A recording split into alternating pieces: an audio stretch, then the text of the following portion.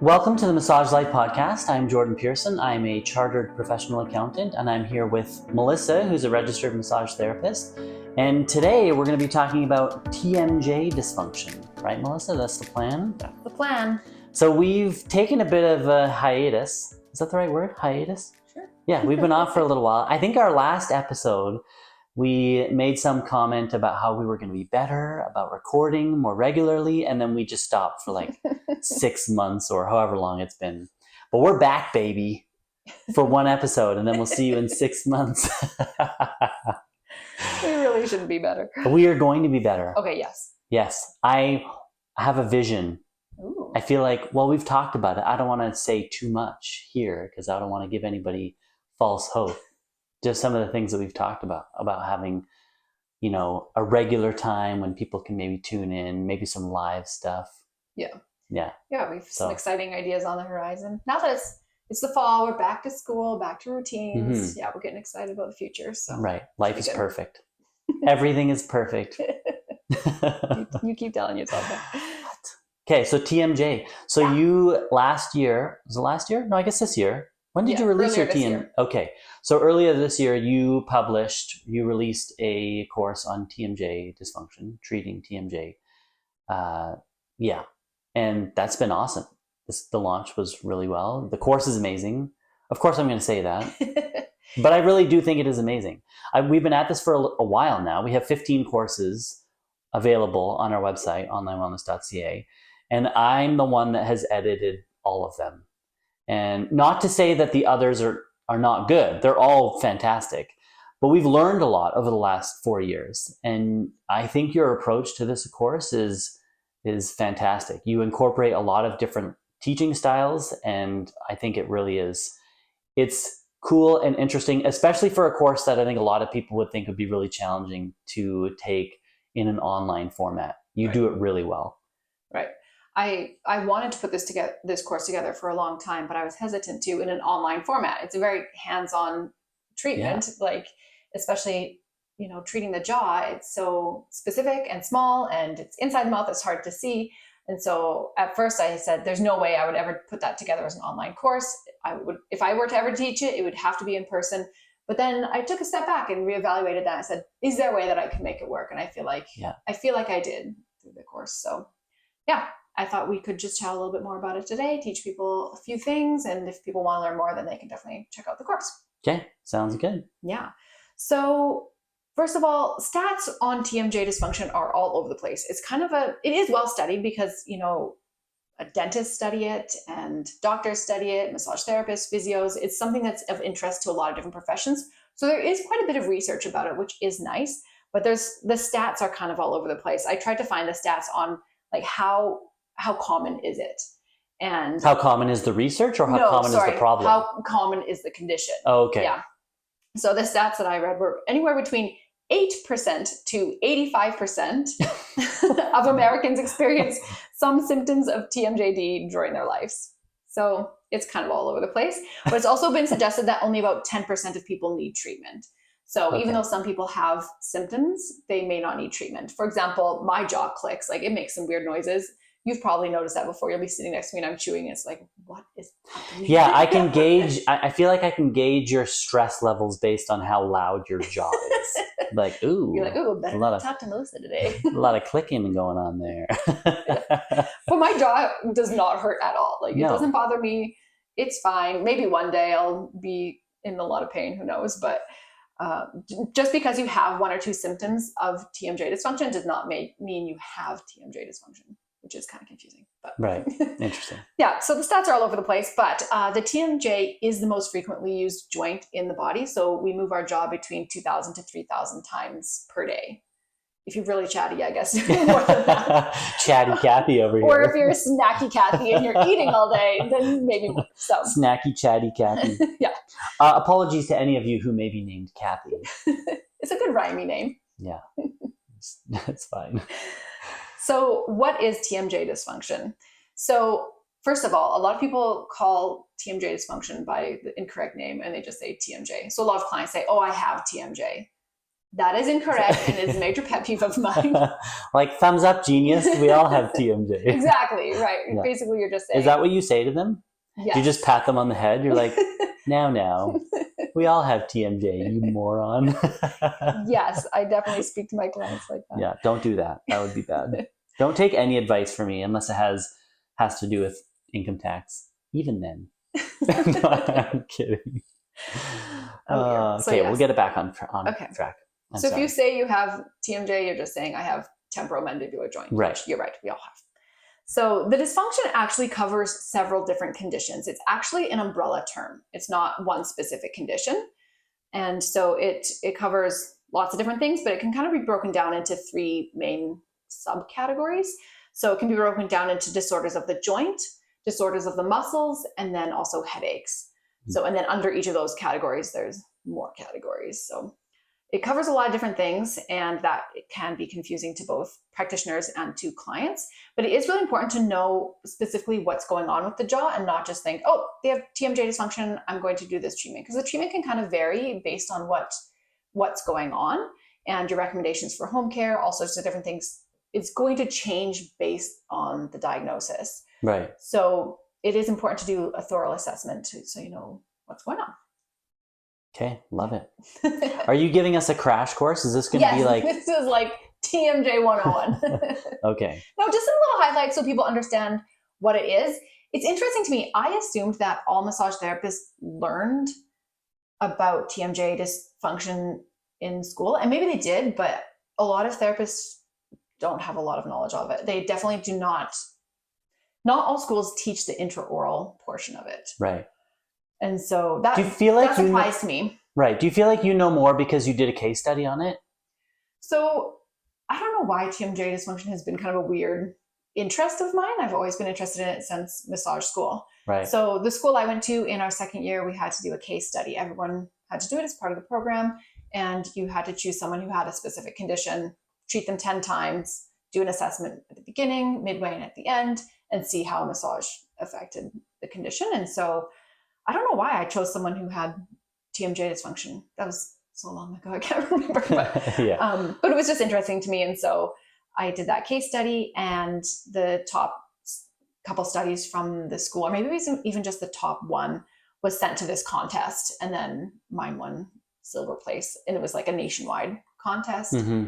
And then those who won first, second, and third place were submitted to the International Journal of Therapeutic Massage and Bodywork, which is the longest journal name ever. And then you can get it published. And so I went through that whole publication process, which is the most insane process ever. Yeah, the peer review process. The peer review process, you have to go back and forth a lot with the reviewers, which is great. I mean, that's how it should be done. Yeah. And so ever since then, I've just had kind of a special interest in it. I've taken extra courses. I've read lots of books and articles and research studies, and treat a lot of patients with it. I did at one point work in a clinic that was connected to a dental office. And so they would refer all of their patients that needed massage. They would send them my way, which was really nice. So pretty much every day I was seeing people with TMJ dysfunction, which gave me a lot of hands-on practice. So, right. That's awesome. Yes. So that's my that's weird, the backstory. That's my backstory, my weird obsession about and I think it's good to know, right? Because it adds some credibility to your course and to you as a practitioner teaching individuals about this. You have a lot of experience. Right. You've studied the TMJ. You know what you're doing. Right. Yeah, I wouldn't say I'm top expert or anything. No. I'm always learning, as we all should be. But I would say that I have spent a lot of time on this topic. Right. Yeah. All right. So let's talk about common causes. Why do people have issues with this joint? First of all, the TMJ joint is so fascinating to me because it's pretty much the only joint in the body where both sides have to work at the same time, right? Like any other joint, you're moving your fingers like it's one joint. For those of you who are not watching this on video, Melissa just gave us a nice demonstration of bending my fingers. Yes. But your jaw, when you open your jaw, like your left TMJ and your right TMJ have to work together at the same time. Yeah, I've never thought of that. Yeah. Yeah.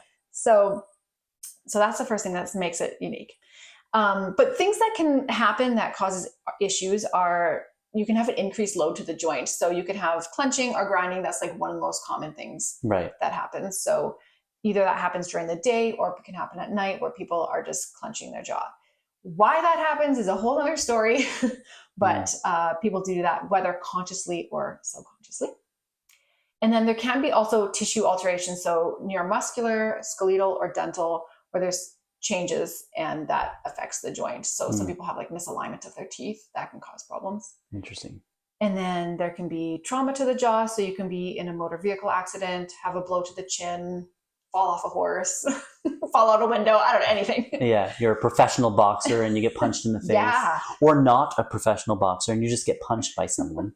Like you did one time? Like I did one time, yes. Have you told that story on this podcast? I feel like maybe I have. I wonder how that would have ever come up. I don't know. Yes, you did get randomly punched by a random stranger. I got randomly punched by a person street. walking home from work, 4:30 in the afternoon. Yeah, I guess I just have one of those faces that people, when they see it, they just want to punch it. And which is interesting that you actually do have some TMJ issues and you do wear a night guard. I don't know that after getting punched in the face? I don't know that I have some TMJ issues. What? You wear a night guard? Yeah, because I clench my teeth, but I don't deal with any pain or anything this is like what we were talking about before, right? It's totally fine. I've never really had... You're protecting your enamel more than anything. Yeah. Right. Anyways, but the person, he punched me more like on my temple. Oh. Right? It was up here. Up here? No, over here. Yeah. Permanent brain damage. Yeah, cannot remember. It explains a lot, actually. I'm so stupid. Okay, keep going. So, jaw trauma. Yes. Okay, and then there's another interesting cause. Well, there can be lots of causes, but one that I've done a lot of reading about as well is there's a theory on a link to sleep disorders. So things like sleep apnea can also cause some jaw problems. And the theory behind it is that when you're sleeping, the airway is obstructed. And so people will move their jaw forward to allow better airflow. So you slide your jaw forward, opening the mouth. But then you do that repeatedly, you're actually grinding your teeth. Interesting. So there's a potential link between those two. Some people say, it's nothing. Some people say, yeah, it's like a major cause. So we're still learning about it. It's a new association kind of discovered, but definitely something to consider. Interesting. Yeah. And then some common symptoms include spasming or pain in the jaw, neck, shoulder muscles. That's going to be the most common complaint, of course, is pain. That's usually our biggest complaint when we go seeking for care, is like, I hurt. Yeah. And then, that can also lead to headaches or earaches. You can also have jaw clicking or deviation. You can have limited jaw opening. That can also be a big complaint. People are saying, like, I can't open my mouth wide enough to eat things. And then to shove 50 grapes into it. Yeah. And then clenching or grinding of the teeth. It's weird. It's like a symptom, but it's also a cause. So it's hard to know which. Right. Yeah. Is it happening because... Like the chicken and the egg. Yeah. Which came first? And then also you can have some dizziness as well. So those are just some of the symptoms. There's more. There's lots of things, but those are. And I feel for people who suffer with this. Yeah, it can be really debilitating. I've had some people who are in tears over their jaw. And think about it. We have to use our mouths every day. It's not like it's, I don't know, I guess we need to use our whole body, but something like if you sprained your elbow, it's like you can put it in a sling. Well, you have two arms, you could use this arm for a while. Like, I feel like you're having problems with your jaw, especially headaches too, being associated with it. It's just so debilitating. So I agree. I feel for people. Yeah. I mean, I feel for people in general who are dealing with pain. We were at church today and there were so many sweet old ladies that got up and they were just sharing some of the challenges that they're dealing with right now, health challenges. Yeah. And I'm so grateful that I don't have any significant health challenges. I mean, I do, but not to that extent where it's debilitating. Right. So my heart goes out to those who are struggling with this. Yeah. And it's interesting having experiences where you have had really bad pain. You definitely gain empathy for people. So, you've had kidney stones. Yes. I've given birth. I've injured my back. We've done things where we hurt ourselves, and it's like when someone else is telling you about their pain, then your heart can go out for them. And I think that it's a good thing as a massage therapist. I mean, not good, but if you've had pain, it is good to have empathy for your clients. Right. You know what you're going through. Right. Maybe not the specifics, but knowing that how hard that pain is it's good to have compassion for people. Right. Yeah. So massage therapists should care about TMJ dysfunction because clients do come to you with that pain, whether on their own accord or they can be referred from another practitioner. So we should be confident in treating that area, especially if we didn't have a lot of training on it in massage school. Some people also didn't receive training on it in massage school because they went over COVID and they had to wear masks and they weren't allowed to remove them. Right. So some people were like, they didn't learn it at all because of COVID. Interesting. Where it was normally part of the training. So if you did not get that training in school, definitely seek out training, whether through me or through someone else, because I think it's important to know. Yeah. So I've had some interesting experiences with clients as far as, their feedback on TMJ treatment. And I wrote down what they said because I liked it so much. They said, I had TMJ massage for the first time and it was incredible. I finally had relief of tension I've had for years. Even better, it's lasted. And that was after one treatment. I would never claim any treatment to be, some miracle cure-all, but this person did receive like really great benefits just from a few minutes of work to these muscles. Awesome. And that it lasted. That was here in Lethbridge, wasn't it? No, that was somebody else. So that was actually when we still lived in Chestermere, but I also had someone recently who they were just so shocked at how much it opened up not only their jaw, but their entire neck and the front of they had a lot of she would often be coughing and have kind of some throat issues. And she said she felt like her entire throat also opened up. It was bizarre. Yeah, she was shocked at how amazing she felt after. Right. And so I've just seen some really interesting results from working this area. Even for people who don't have a lot of pain, just working in the jaw, you can work on someone's jaw and they're totally asymptomatic. And afterwards, like, wow, I can open up my mouth wider and I just feel like it loosens up everything else. Yeah. It's really fascinating. Interesting. Yeah. So some common mistakes that people make in treating the jaw that I thought we could chat about is I've had my jaw worked on before and it was way too much pressure. So these are very tiny muscles. There's a lot of nerves in the area and they are just very tender muscles and they don't get massaged very frequently. Yeah. And so sometimes therapists are just like, they just dig in there. Yeah. And there's no pain, no gain. Yeah. Yeah. It's just going to cause more problems in the end. You're going to create inflammation and why make it worse? You're just working backwards. Yeah. So, and then also the time treating the area. It doesn't need a lot of time. It's just a few minutes, depending on the person and depending on what you're working on. But too much time, too much pressure, it can be a common problem. Another common mistake is not explaining what you're doing. So this can be the case with any type of treatment. One time I went for a facial and she was putting all sorts of like different creams and lotions and doing all sorts of stuff to my face and it felt awesome. But she wasn't explaining anything what she was doing or the benefits of the different products she was putting on me or anything. And while I was laying there, I was like, okay, but like, what are you doing right now? Like, but why? Why? And I think it would have been really nice to know, yeah. Hey, I'm putting this on because it's doing this. And so when I'm working on the jaw, because it can be, especially the intraoral portion, it can be quite uncomfortable for people, whether physically or just kind of mentally, like, someone's hand is in my mouth. This is weird. Yeah, like when was the last time you ever had someone's hand in your mouth? Yeah, right? Like when you go to the dentist. Yeah. And so it's really nice to talk to them while you're working on those joints. Right. So I like to tell people exactly, this is the muscle I'm working on. This is the action of the muscle. This is where it originates. This is where it inserts. This is why we're working on it. And it just makes them feel more at ease. Yeah. And educates them as well. It's important for clients to know their own bodies. Mm-hmm. So I talk people through it. Do you ask them questions like the dentist? Oh, tell me about your weekend. And then you're just like, yeah. Thank you. I can't answer this question now. No.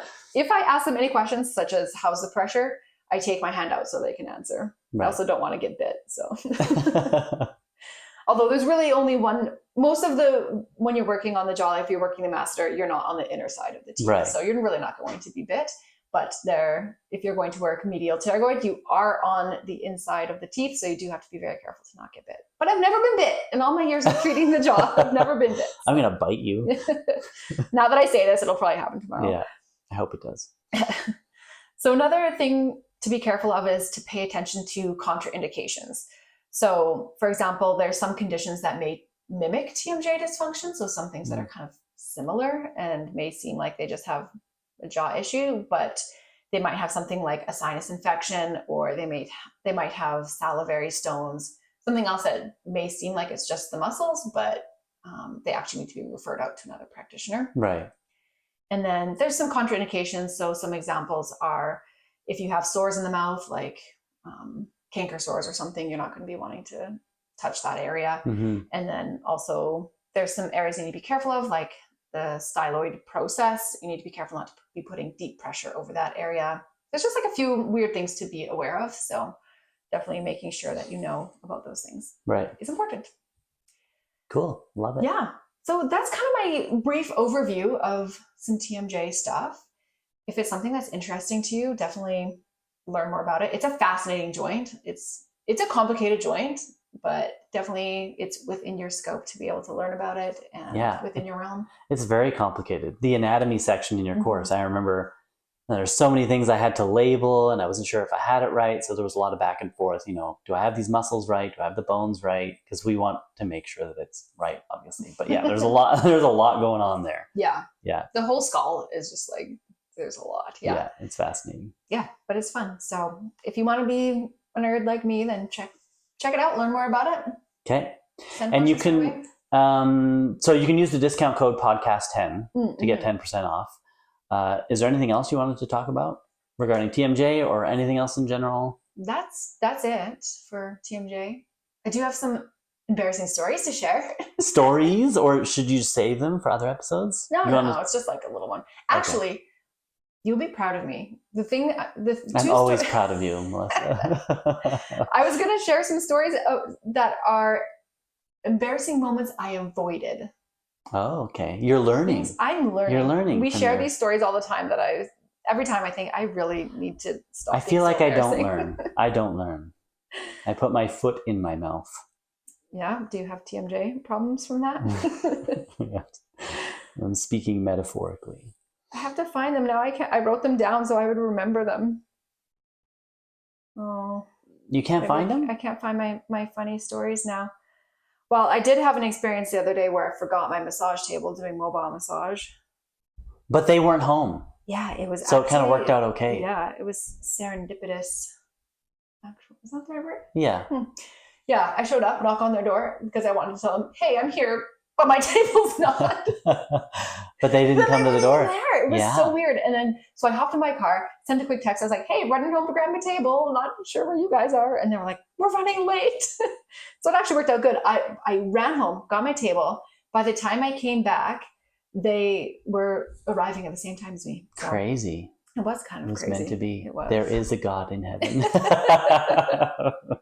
Guess so. Apologies to anybody who's not religious. We still love you. Oh, I found my stories. Okay. Share. This one just literally happened yesterday. Have you shared these with me yet? No. This one, no. This happened yesterday? Yesterday. Okay. So, yes, I've been learning with my embarrassing moments that I just have to pause.